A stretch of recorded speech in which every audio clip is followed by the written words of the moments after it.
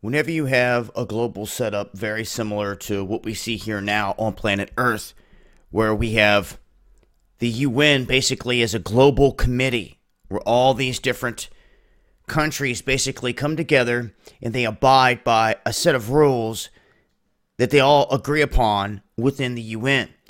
Well, what's happening now in the EU is an announcement about national IDs that will destroy millions of people's privacy, and it will create a near global biometric database. They have agreed to create this mandatory national biometrics ID card. Mandatory.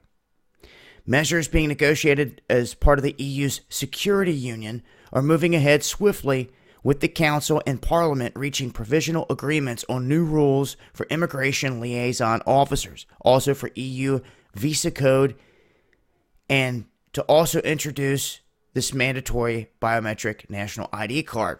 Now they're saying that the Nepal government announced their plans to roll this out and that it will affect 30 million people. Last month, there was an article that was written warning people about the global effort here to restrict everyone's right to travel. Now, if we start to look and see what's happening, we see walls being discussed on borders. We see certain flights and airlines basically being shut down. They can't enter airspace like that Boeing 737 MAX. How far will that go? Now, they're implementing a mandatory biometrics ID card.